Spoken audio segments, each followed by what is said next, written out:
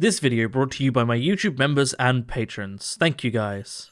How's it going, everybody, and welcome back to another subreddit video. And today we are going to be returning to r/TrueOffMyChest, a subreddit dedicated to people telling stories or just saying things that they really needed to get off their chest, but like not held back by the rules of regular off my chest. No, this is true off my chest. Very quickly before we begin, I just wanted to mention that YouTube members and patrons, you guys get an extra video every single week for as low as £1 a month. So if that is something that interests you, please do consider joining, as it really helps support the channel. Other than that, let's get into the subreddit, shall we? My son asked why I didn't hug him anymore. For context, my son is 14 and I'm his dad. Yesterday, I was watching TV on the couch and he came in and sat beside me, like right up against me. I asked what was up. He said nothing. A few moments later, he says, "I guess I was wondering if I could maybe get a hug." I say, "Sure, why do you ask?" I was just curious if something was wrong. He says, "I don't know, I guess you never really hug me anymore." I tell him I'm sorry and I give him a hug. We hug for a while. Honestly, it felt a little awkward. I'm not sure why. All in my head, I guess. When we let go, I see a tear. I ask what's wrong. He says, "Nothing. It just felt nice. I'm sorry." I say it's okay and I ask if he wants to sit with me for a bit. He says okay. He sits beside me and I put my arm around him and we watch TV in silence. I felt tense at first, but I started to relax a little over time. The next morning, I go and give him a hug. He says, "It's okay, you don't have to hug me all the time or anything." I say, "I want to." He hugs me back.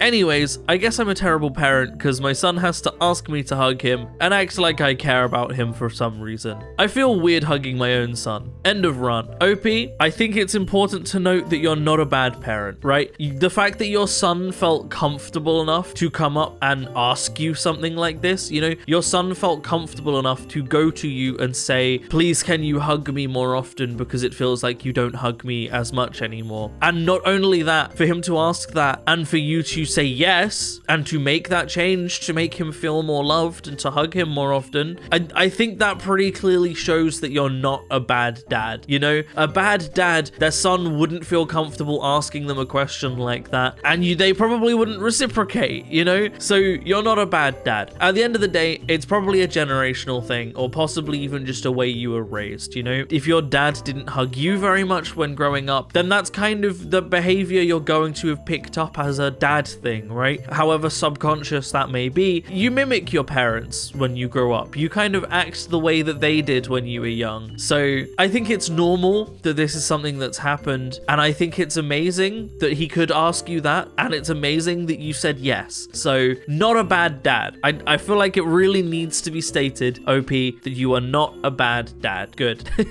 I got busted perving on this woman's butt. I was at a water park, and in front of me in line was this gorgeous woman with a very nice butt. She had this sexy swimsuit on, and I couldn't stop myself. I didn't even try not to look. Then she got on the stairs right in front of me, and it was right up in my face. I forgot what planet I was on. I just kept staring with this shit-eating grin. Then this old lady in the line behind me, who must have noticed, busted me and called me out. The hot woman turned around and told her, "Oh, that's my husband." So I was free to keep on keeping on.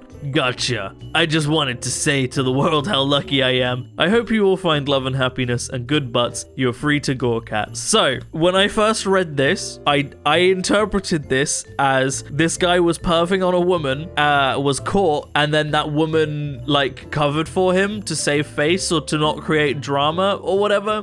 No, this is actually just his wife. That when she turns around and says, "Oh, that's my husband," she means that's her husband. And I just, for some reason, didn't get that.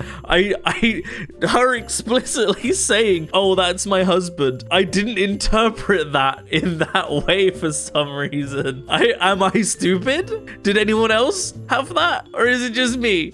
Because I feel stupid. My husband being the victim of revenge porn has destroyed our marriage. Ever since this happened, I've been sick. My, female 29, husband, male 30, has been the victim of revenge porn. Images of him were sent to our family and friends, and even some of my husband's colleagues. At first, my husband told they were old images from before we met, but some of them were taken in our flat, the flat we moved into together. Afterward, he admitted the images were recent. He met a woman on an online dating app and said they exchanged photos and she began extorting him. He's been paying her from our savings account behind my back. He paid her £5,500. Once he had no more to give, she went through with her threat and released the photos. It has been devastating going through the fallout from this. Not just that my husband was on a dating app, but that he gave her everything we saved and now we have nothing. The police say whoever extorted him isn't even in the country. He swears he never met anyone in person or cheated on me. We have been married for 2 years and together for 4. We are saving for a down payment and now we have nothing. Nearly everyone we know now knows my husband was on a dating app exchanging photos with another woman. This has destroyed me. I'm so ashamed. My confession is that I can't stay after this. I just had to tell someone. OP,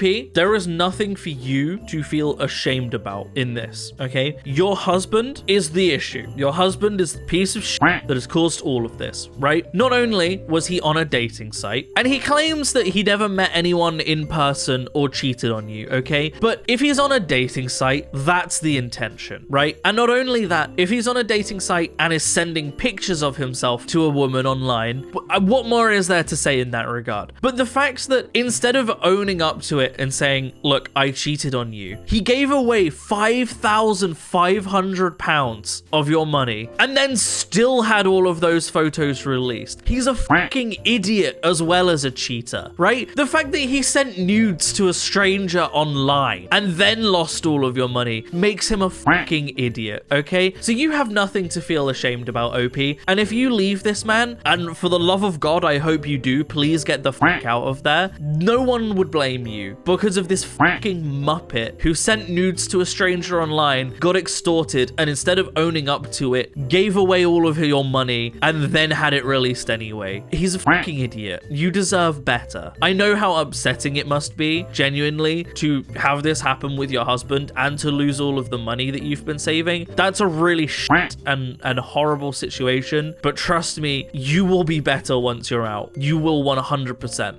And now it's time for a cat break. Let's take a minute and enjoy. It was Hades' birthday yesterday, so we celebrated his birthday. So enjoy some videos and some photos and stuff of Hades' birthday.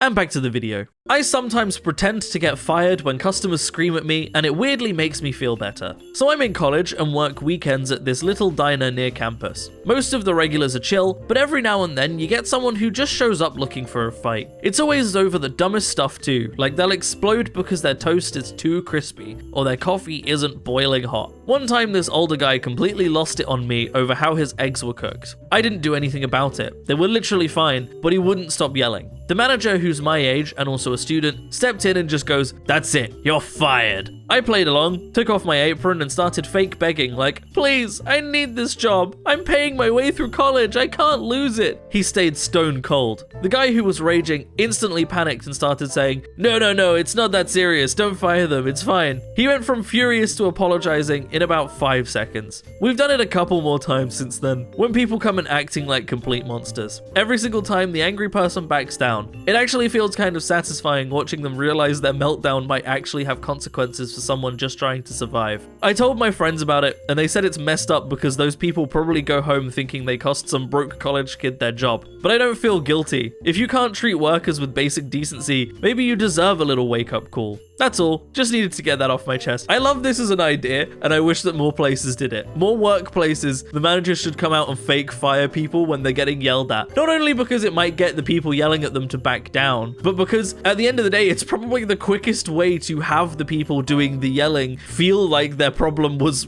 you know, resolved. Like, the manager came out and did something about it, and then they no longer have a complaint. Like, I think that's a really funny, and like, I think as a concept, more places should do that. But also, yeah, I would absolutely not feel guilty about someone going home and feeling a bit guilty over the fact that someone got fired. Because if you're going to, you know, a cafe or a diner or whatever, and yelling at just some poor, like, minimum wage worker who's just trying to do their best and get by, you should feel a bit guilty. You're screaming at a fucking minimum wage worker because, well, your eggs weren't cooked in exactly the way that you personally prefer them at home. Like, fuck off.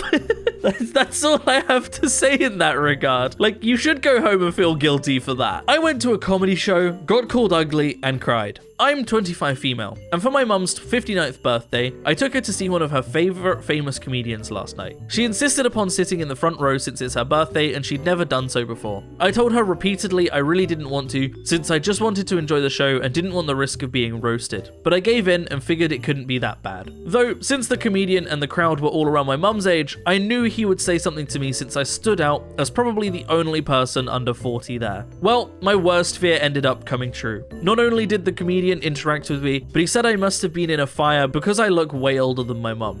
This ruined the rest of the show, and I cried immediately afterwards. From where I was sitting, basically no one else but the comedian could see me, so the entire room erupted in laughter. I wanted to disappear. The entirety of the way back home, my mum was trying to console me and tell me that it was just an outlandish joke for shock value because I look young for my age, and I'm obviously very attractive. I struggle immensely with my self-esteem and social anxiety. I'm in therapy for it, so it feels basically impossible to not take what he said to heart, especially when he made a point of calling every other woman he interacted with beautiful. That moment felt like my nightmares of humiliation playing out in real life. Yikes, yeah, that's gonna suck. Look, at the end of the day, OP, as difficult as it is, and as much as I'm sure you're struggling with the things that were said, comedy shows, he is probably just doing that for laughs, yeah? Like, your mum is right in regards to, it's nothing personal, and at comedy shows, they'll just pick on the first person they see, and they'll say whatever about them. No one else can see that person, so it doesn't really matter at the end of the day what they say. So your appearance, basically it just comes down to, yeah, you stood out, and I'm sure that what he said about your appearance was just you were younger, and so it was an easy thing for him to pick on. I know that's not going to make it easier when you struggle with self-esteem and your body image and